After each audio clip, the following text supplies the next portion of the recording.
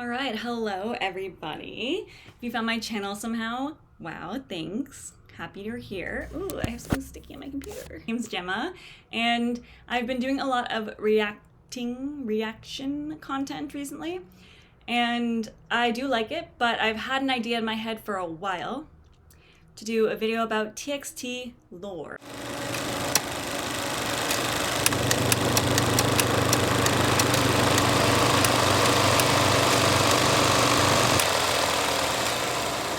So I'm going to be doing that today. It'll be a first of like a series. I will be doing like a few of the eras. I'm not going to do it all in one. I kind of want to do it in chunks and like, you know, at the end of one of the eras, like have a theory and see if that continues, so on and so forth. I will not be reacting to the footage and talking about it and because I'm trying a new thing where I can make money from my YouTube videos. Maybe, because if you use copyrighted music, you don't get a cent. So that is something I'm gonna see if I can just include stills, see what it's about. It's gonna be a new, type of video for me, so I may be adjusting along the way, but if you have any ideas or if you, think that you like something about it, please let me know. In general, please do not spoil it for me. I'm going to be trying to figure out the TXT lore, and I'm not looking up any videos, etc. So please do not spoil it for me, because that's the point, is I'm trying to figure it out. So if you want to like say something, if you're like, you're on the right path, or like, that's an interesting, you can do that, but like not like, no, it's this. Like, no, I'll delete it. Don't want to ruin it for me. But to start, I've been a fan of TXT since pre-debut, like since they quite literally were not yet debuted, but were like rolling out their debut.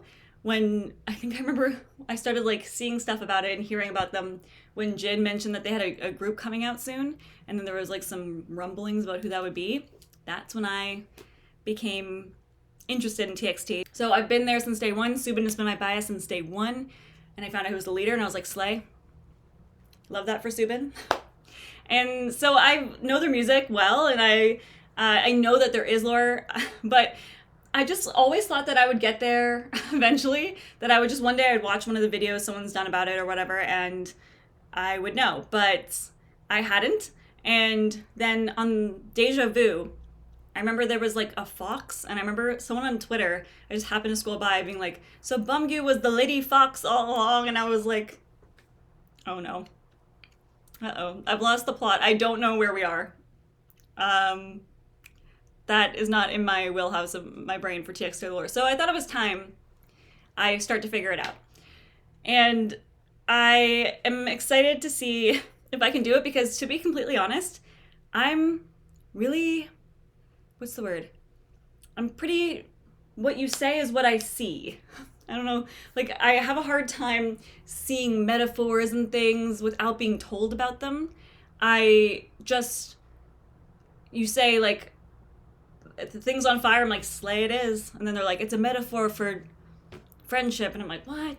My brain doesn't do that naturally. So I'm curious to see if I can figure it out, because I'm not good at like seeing metaphors or like potential connections without being told. So we'll see. But I'll start with Crown, their debut song.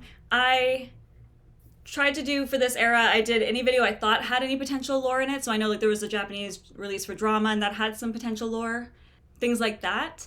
So I tried to find anything that I thought had lore, and I know like the films leading up to, like the concept films and stuff like that, have stuff. So I think I got everything.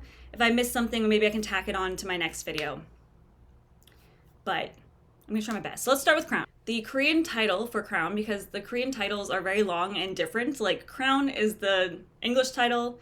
The Korean title is One Day a Horn Grew from My Head, which does indicate exactly what the starting lore is and also what the song is about. So essentially, there's in the music video like a horn and wings motif throughout an animation, but otherwise the music video doesn't have a lot of like story points.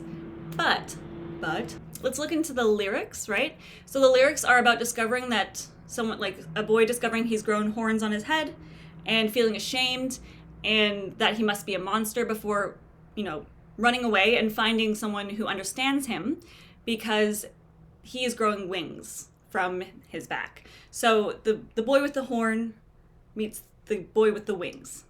They are different together. And so from the lyrics, it's very obviously like seeing the horn that grew from your head as a crown, like seeing it in a positive light, seeing how something that may bring you hardships or someone might not understand eventually can be positive. So that's, the starting point. Very cute idea for a song, like a debut song. And here's the thing. I remember so fucking clearly, so goddamn clearly, when I watched the debut showcase, there is like a starting video narrated in English with that exact story. Like, there was a boy, he woke up and he had horn growing from his head, so he ran away, and then he found the boy with the wings. And I had to go find it. I was like, where was this video? Where did I see it? Because it was ingrained so much in my memory from their debut. And I think that's kind of the point of like like the lore and stories, that like it really adds something else that like grabs your attention, that sticks in your memory. I remember that very clearly. I watched it again, and what I thought was was at the end of the animation, it says, "The story of these special boys will continue." It did.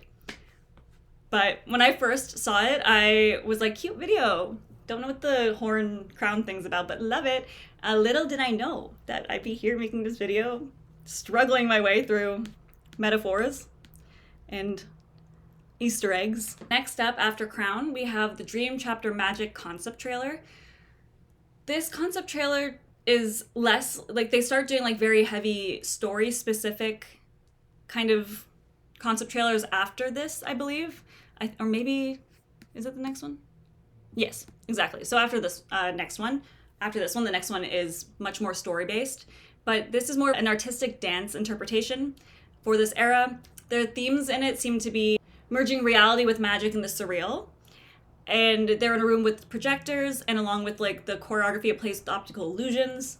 As well, I picked up on, and maybe I'm like, I don't know if I'm like reading too much into it or I'm not even reading enough, but the thing that I picked up on was there was theming of like working together, collaboration throughout the choreography that to me kind of plays upon the idea of like stronger together, like when things are difficult, finding people can help you, but maybe I'm off. I feel like I'm just saying that for like, but maybe I'm wrong. But maybe I'm wrong. Probably wrong. Runaway. So the Korean title is Waiting for You at the 9 3/4 platform. Harry Potter ? It is relating to magic.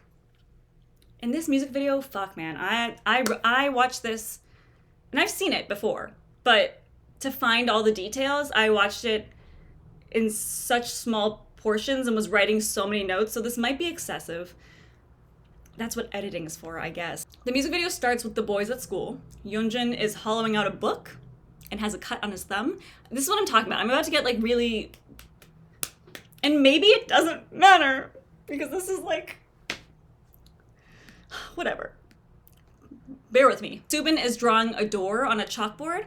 Bumgyu and Kai are drawing lines with chalk in different ways as well. Like one of them was like making lines of a soccer field, and one of them's like, sidewalk chalk. Taehyun is alone in a hallway listening to music, and then when he takes off his earbuds, he feels more alone all of a sudden. Subin puts on glasses to look at his door drawing and sees the picture come to life. So the glasses have some sort of magic effect potentially, or is it Subin? Don't know, but he puts on the glasses, he can see the door like moving. He's like, ooh, la la la, exciting. Bumgyu gets a band-aid for Yeonjun's thumb, and they look like when they're together, they're happier.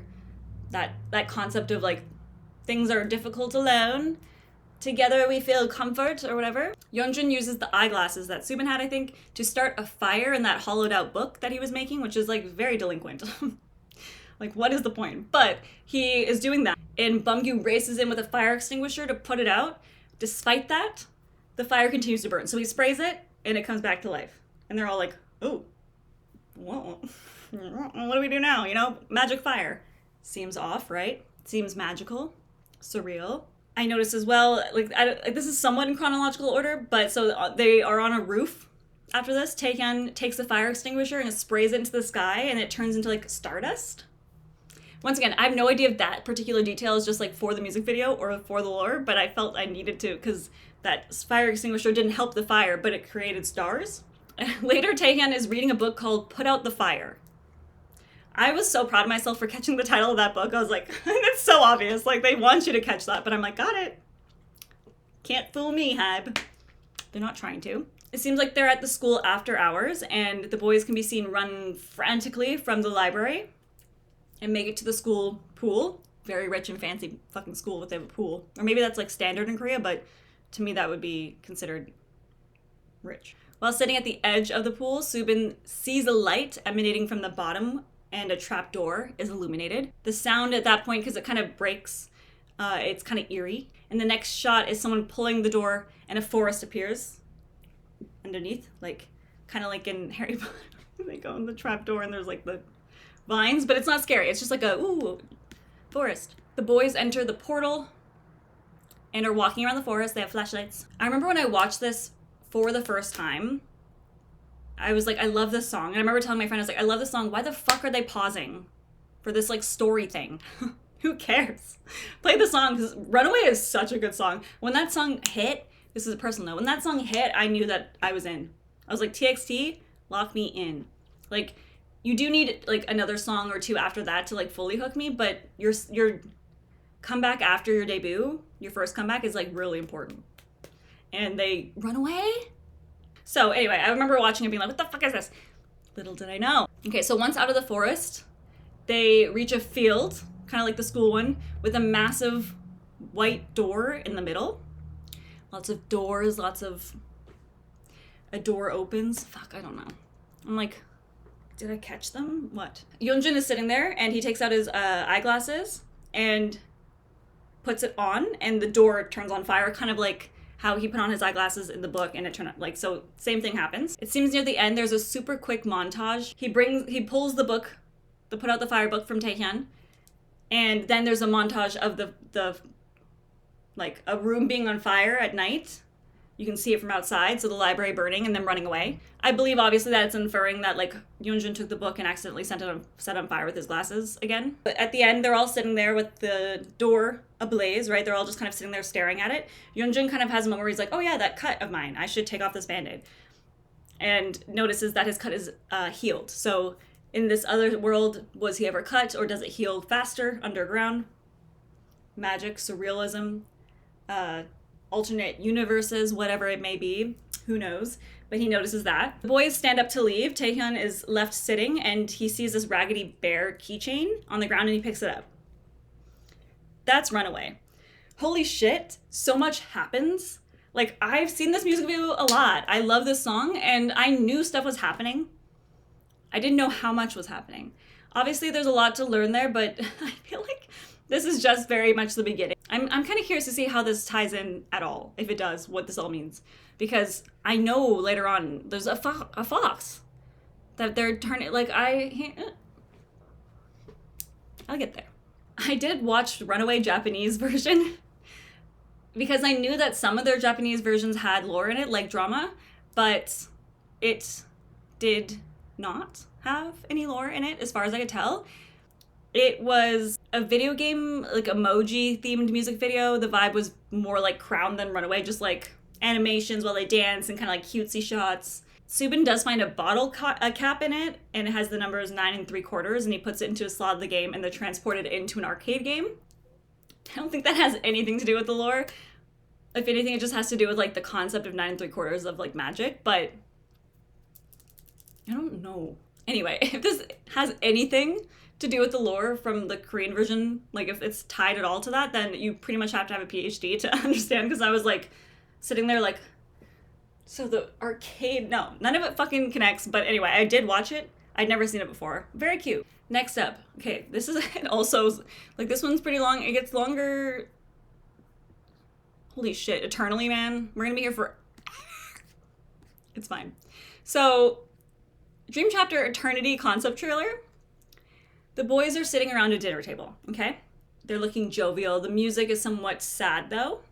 They slowly zoom in on Subin, who looks to be laughing closely with the members around him, which are Yeonjun and Taehyun. It's a good vibe. There is then a shot that is continuous. It shows Subin between Yeonjun and Taehyun interacting with them, and then by the third time around, the lineup of members has shifted, and now Subin is near the end and trying to get Taehyun's attention. The next time around, the three youngest are playing together, and there's a large gap before you see Subin, who seems still to be trying to stay connected, but is becoming physically further apart. The next time we see Subin at the table, he seems withdrawn and left out, everything is happening around him and he's not trying anymore. Now, we see as the camera slowly pans across the table, that was once cozy table of 5, it is now 4 people on one side and Subin all alone on a massive this huge gap between them. And there's Morse code sound that plays in the background. That used to be a large part of their concept videos and stuff like that. I don't know if it still is, but sometimes it had meetings and stuff, which I think is also very cool. I will say, whoever the fuck was sitting there doing this, because it is in depth and it is very interesting, and I have no idea how they thought about it, but this is a very sad, and I remember watching this and being bummed for Subin. I was what's going on? So Subin gets up and he starts to walk around the table slowly to try and join the other boys. And he kind of walks back and forth. It doesn't seem to get any closer. It's the table's kind of shifting with him so that he's always at the same furthest point from the boys. So he gets up on the table and tries to cross it towards them. A few steps in, he hits an invisible wall. Very mime.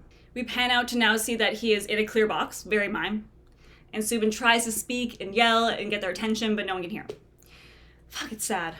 So that should tell you that the lore is not friendly, exciting, cute. The lore is sad and intense. And I remember watching this and I was intrigued.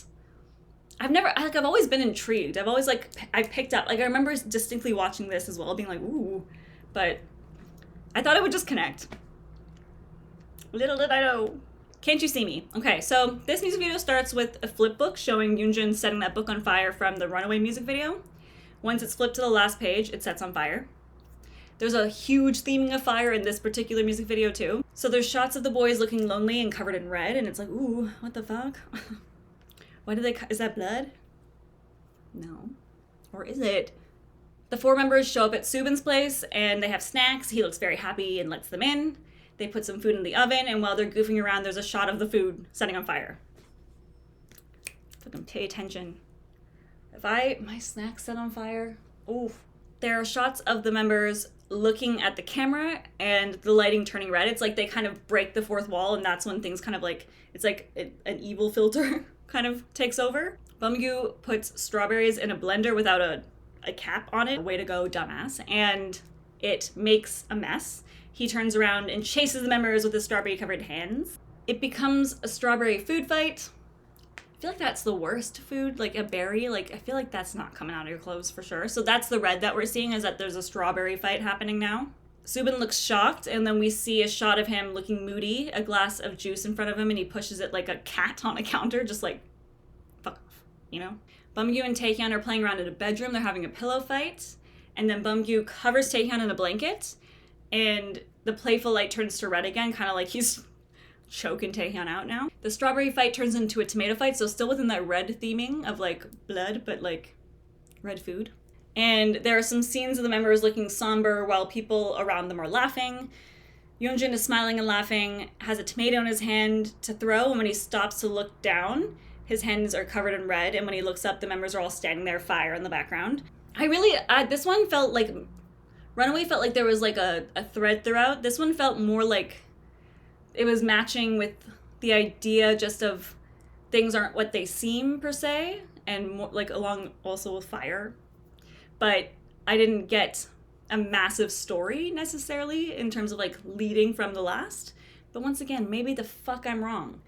Anyway, the line, my friends don't understand me anymore. So it's very much a thing of you have people around you, but then you feel disconnected from them, but you're still physically around them. They end the video doing choreography in front of a house that is in flames. So yeah, it didn't feel nearly as connected in that same sense as Runaway did, but it still felt like it had some of the theming from Runaway and was pushing that idea further of how important connection and community is and if you don't have it, how lost you can feel. Drama. Drama. Actually, one of my favorite songs. I fucking love Drama. I love it so much. So this is, I'm sure it includes lore. Includes lore. I'm sure it includes lore. Lore. Or it just has a story, but it feels like it connects to that same theming, so I'm going to talk about it. This video starts out with the boys playing basketball. Kai is running like a fragile old man. No other way to describe it. Bumgyu is not playing with them, and he sits alone on a bench just outside like that. Once again, kind of similar to Subin, on the outside looking in. The ball goes out of bounds and then rolls towards Bumgyu, and he hits his feet. He looks up to see Kai being like, throw it over. Send it over. He walks towards him cautiously before shooting the ball and getting it in the basket. Fucking slay. He is then seen playing with them. He seems to be included in their group, and he laughs with them, and they ride bikes. They get snacks and play arcade games, tied to the runaway Japanese version. It's not. But I felt like I had to include that again because I watched it, and it didn't matter. They are then underneath an overpass, goofing around. Yeonjun is sitting on like an old recliner, and he laughs too hard, and the chair breaks. So he falls backwards, and we see Subin, Taehyun, Kai all gathering around him to help him up and make him feel better. And Bumgyu looks on, seeming wistful and like a little apprehensive. They are riding bikes at night, going through a tunnel. Bumgyu is at the back of the pack. He hits a rock and then falls off his bike like a little bitch. Sorry, no. I fell and broke my arm off a scooter, so I'm worse. And while his eyes are closed, he has a daydream of his friends helping him up, taking care of him, feeding him pizza, hugging him tightly. When he opens his eyes, he sees them all like stopped up ahead, looking back at him like in a line, and no one is running to help him. Not like, you know, with Yeonjun just a second ago, they immediately ran to him. They're like, oh buddy, like let's help you up. They're all just kind of staring at him like, what? What do you want? What are you doing? Get up. In that moment too, the space then, similar to like the concept trailer, the space then begins to grow suddenly. It's like Bumgyu like feels physically much further away from them. We then see like it's kind of revealed like a more realistic shot of them riding bikes earlier on in the video, where like all the four of them are together with Bumgyu trailing behind them, trying to catch up. The four boys are playing the arcade games while Bumgyu is standing like further behind them, trying to like see what's going on. The boys ride their bikes from under a tunnel and up above on the bridge. Bumgyu is like looking down at them and they don't see. So in the final shot, Bumgyu stands up and looks at the four boys who are still on their bikes ahead of them, looking back. To me, it feels like it connects. It's interesting because Subin is kind of the outsider in the concept trailer. In Can't You See Me, they're all somewhat outsiders at times, although Subin is like the person who invites them all over and feels as if they're not really connected, but they have that. And then Bumgyu is very much the outsider in this one. So I don't know if it's just like the theming of like, you know, once again, like reality being skewed and like what happens when you don't have people in your life. Who knows? Who the fuck knows? Not me, apparently. I watched this video and wrote notes about it like a nerd, and I still don't know what's going on. Maybe I do. Maybe I'm nailing it. Okay. All right. Okay. So the Eternally short film, it's long. It's 19 minutes long. They're not playing around. They said, you're about to get some lore. You're about to get some fucking lore, baby. And I believe that is like the last video of this era, that like the Dream Chapter.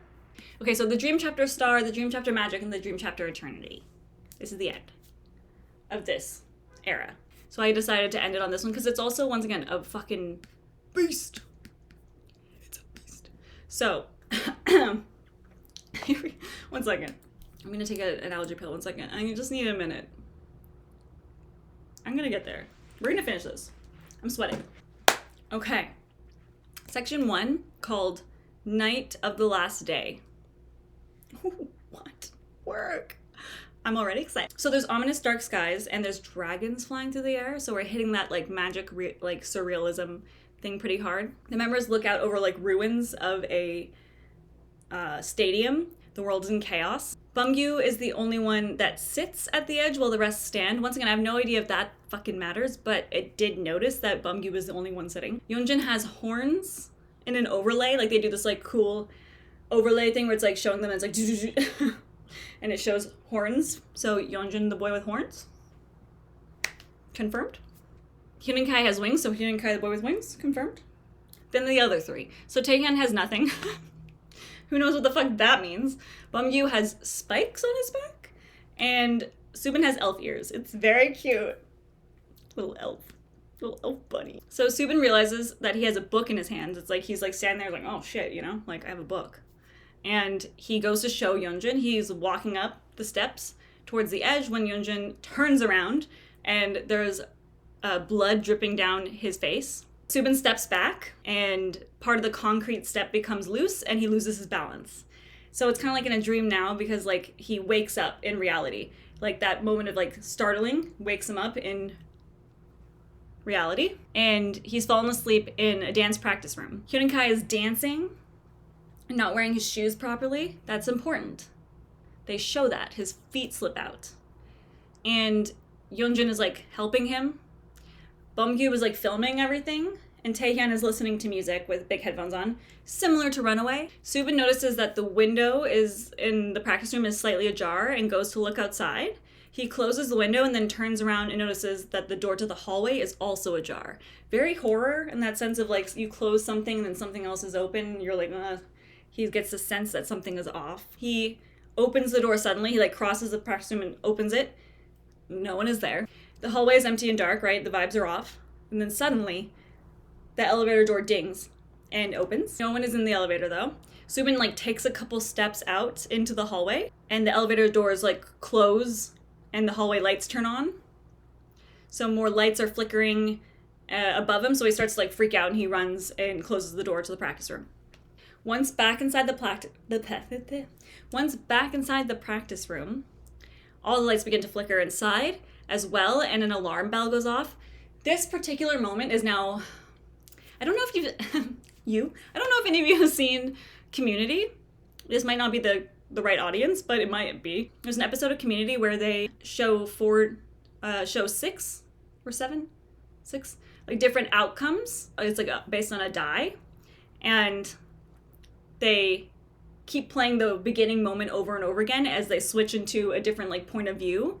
And it's very much this. So this alarm, like the door closing, the flickering, the alarm bell goes off, that happens for five times, each time representing a new person's perspective. So we're starting on Subin, the alarm bell goes off, and the rest of the boys begin to panic. They're like, what the fuck, you know, like we were just practicing. We see an animation of the boys becoming the monsters or whatever we saw earlier. So there's the horns, the spikes, the ears, the wings, the Taehyun.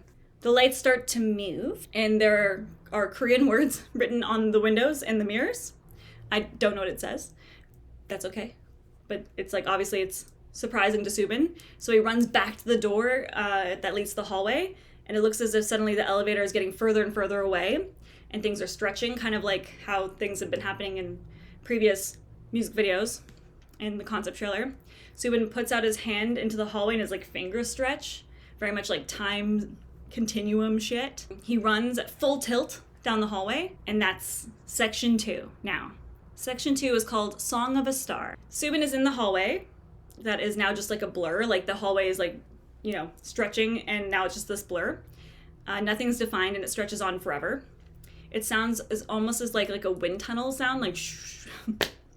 You know what a wind tunnel sounds like. I don't need to do all that. Things are still blurry, but now we see some fairy lights and a sign for an ice cream stand, and we can hear children laughing. So it goes from blurry into like a hazy but like recognizable scene of some sort of like a summer fair or something along those lines. It seems that now Subin is in a memory of some sort. Things are hazy and rainbow tinted until they suddenly like become clear all at once. A die, like a dice, falls to the ground with like an instruction sheet, and a shape appears only to disappear very quickly. Subin picks up the die. Suddenly, a little boy is running towards him with ice cream, and when he passes, he drops the ice cream and turns around. The boy looks at him, and Subin notices that he has his shoes on like Hyun and Kai did. It's actually such a beautiful moment. Like, I was like, this is like a movie. This is cinematic as hell. So, like, he realizes that this is, like, Hyun and Kai's memory in a way. Like, somewhat. Like, this is baby Hyun and Kai. And, like, the boy turns away again and runs into the darkness. Subin is left alone, standing in a circle, like, illuminated like a spotlight. And everything else is dark. He falls to his knees with tears in his eyes. These boys were acting. A girl in a white dress appears, almost like she's like translucent, like a ghost of some sort, or a memory, who knows. And she kneels in front of Subin and hugs him. I don't know what I gained from that specifically, but it is, I think the dye and like the shape is probably important. And it's interesting that it's a memory that he's in.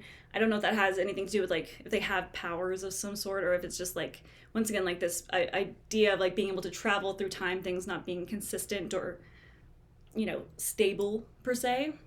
Anywho, it's beautiful. We're in section 3 now. Section 3 is called Promise. You know how I knew that? Because I have a tattoo. It said this, and I was like, Promise? From Jimin's Promise. So we're taken back to the moment where the alarm bells go off, like I mentioned, and the lights start to flicker. We focus this time on Yeonjun, who is suddenly in darkness. He walks through the darkness, seeing a light that starts small and gets bigger as he walks towards it. It becomes a hallway leading to the stadium ruins that we saw at the very beginning of the music video. And he enters through gate A3. Once again, no idea if that's important, but it might be. So, A3. Yeonjun walks up to the steps where the boys were standing on at the beginning, and he looks around. He looks down into a hole that is like in a deeper part of the stadium. He walks closer to the edge, and he notices something and tries to get closer look. It's only to realize that it is a version of himself that is laying there dead. So, kind of like with that blood on his face, kind of like how Subin touched him earlier, turned around, hid the blood. It's like that version of himself. He then stands there over his own dead body in shock, and thunder is crackling in the background before looking out to his left to see a dark cavern and 2 eyes looking back at him, one blue and one green. There's a meow. Isn't Bumgyu a fox? Do foxes meow? Section 4 is called Room 17. Once again, we are brought back to the moment when the alarms go off, but this time we focus on Bumgyu, who is suddenly alone in the dark like Yeonjun was. A bunch of clear mirrors like suddenly appear, and Bumgyu is reflected like endlessly through them. He reaches out, and the mirrors combine again and turn into a door this time, and the number 17 is on the door in gold engraving. That detail probably is not important, but I did write that down. Bumgyu turns the door handle to open the door, and a bright light pours in. There is a chain keeping the door closed, like those door chains, so he can only open it like a little bit, and you can see people and figures moving inside. Eventually, he sees that it's himself, a version of himself, and he's fighting with someone in the room. He has a book in his hands, and he tries to escape. He is thrown back, and he drops the book, and we can see that there's a star shape encircled in the front. Bumgyu moves out of his own line of sight from where he is in the door, but in the shadows you can see that Bumgyu is transforming into the monster with spikes. So Bumgyu inside the room 17, is turning into that monster with spikes, while other Bumgyu watches on. A visual would be good for that, because I don't know if that's clear. Bumgyu, who had been filming the guys in the practice room, remember? He was like recording them. He brings out his phone. He's like, I'm gonna fucking caught you in 4K, bitches. I'm gonna remember this. Good for you. He records what he's seeing. That's that. Section 5 is called a moratorium of rest. Holy shit. A moratorium?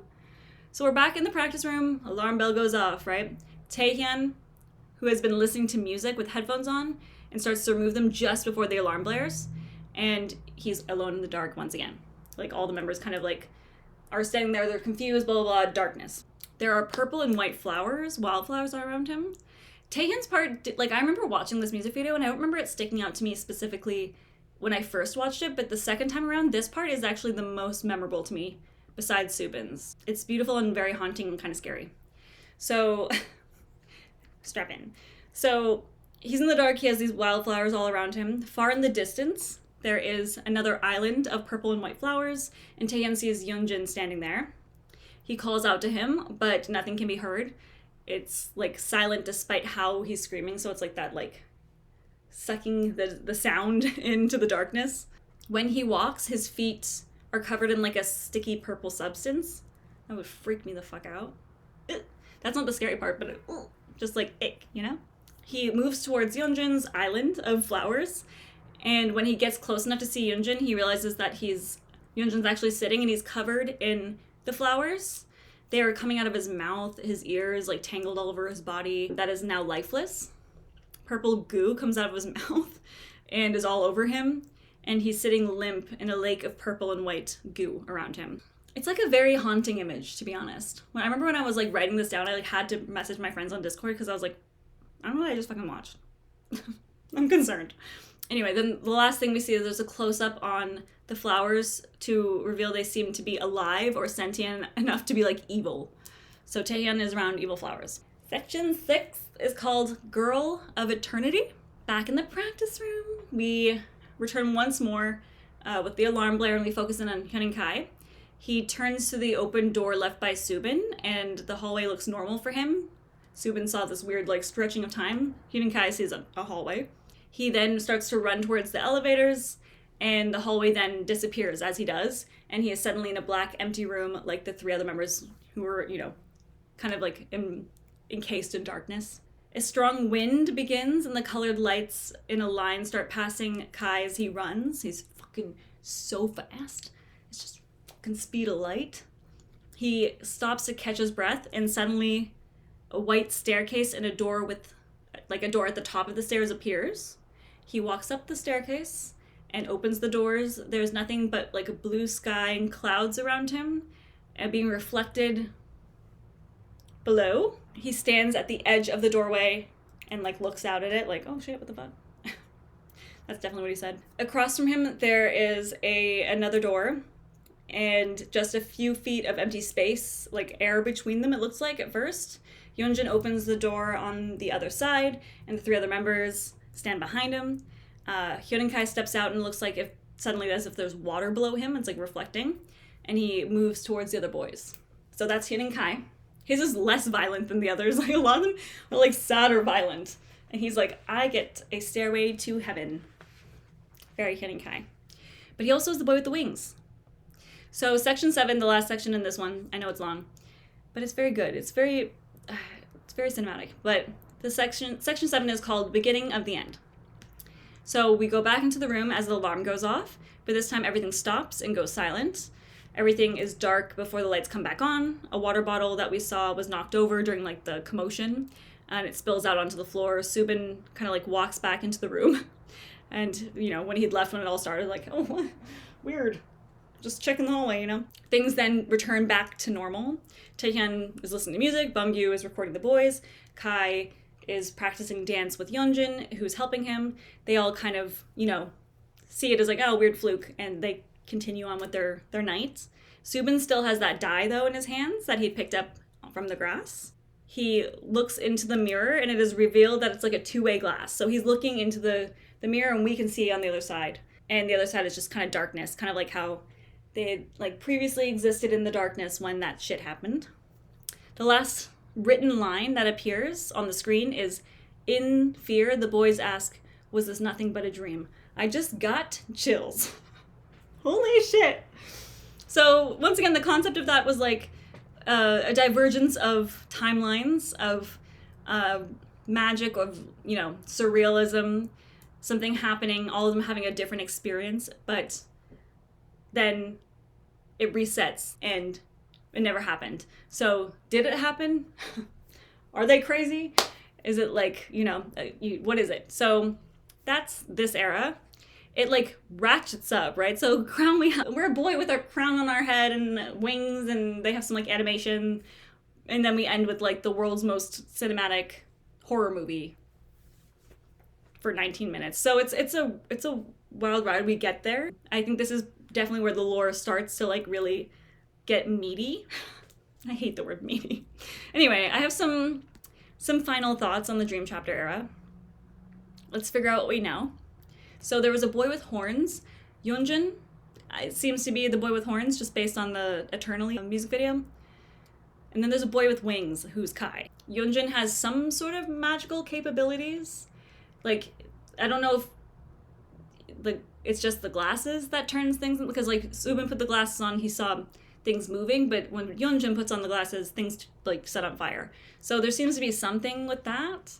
I don't know if it's like the object is magical or if Yeonjun has that specific capability. Subin had a different journey than the rest of the members and was able to leave the room in eternally.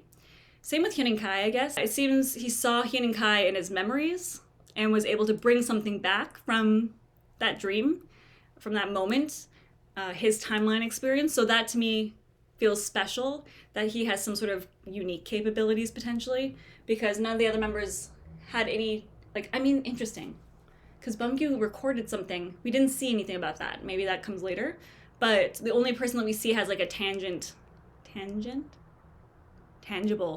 object from that like proves that there was some thing that happened is Subin. He also seems to be somewhat invisible or just like different than the members based on the concept trailer, as well as he seems to see things differently than them. He noticed the door that in the pool that led to that magic world, so I feel like he has some sort of like vision or something.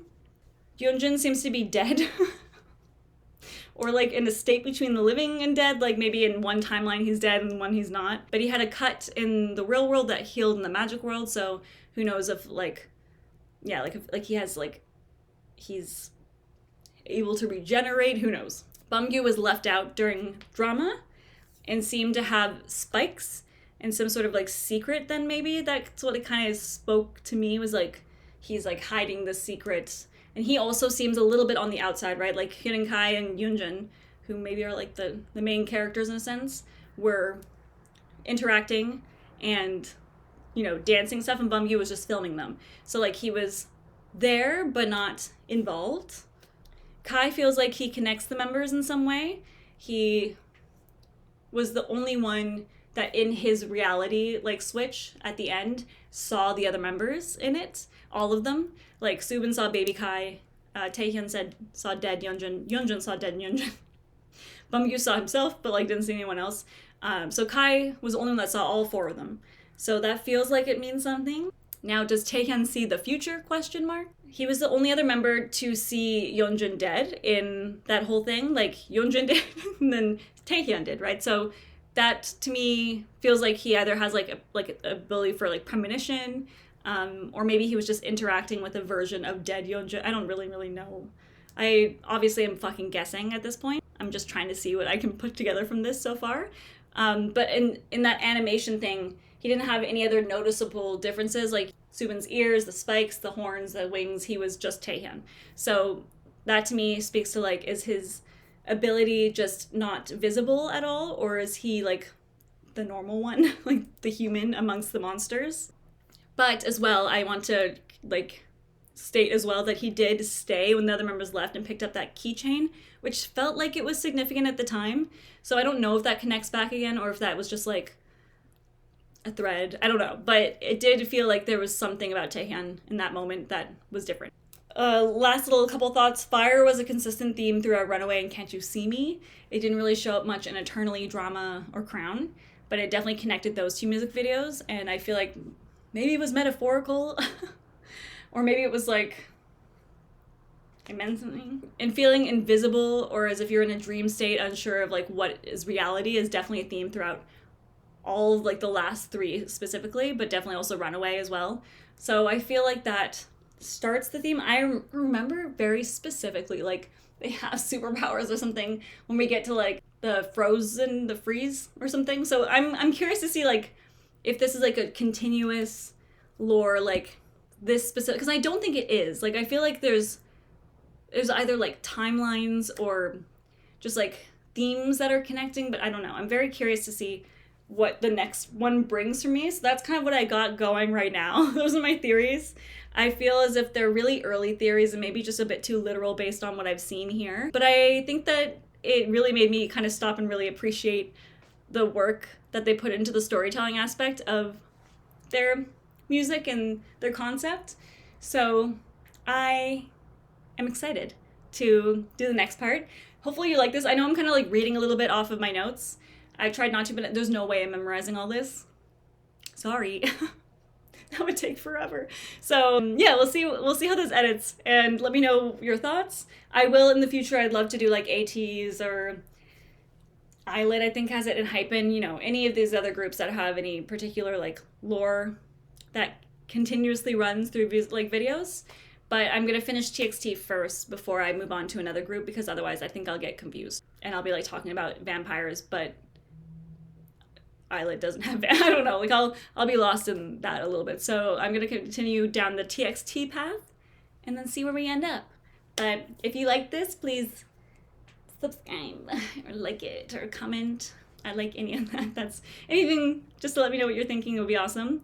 I want to do more reaction content, potentially start a Patreon so I can do more of it, because like some things you can't even really post on YouTube without like major watermarking stuff. So who knows what the future brings. But I'm excited to start a new series, and I hope you liked it, and I hope you're doing well. See you soon.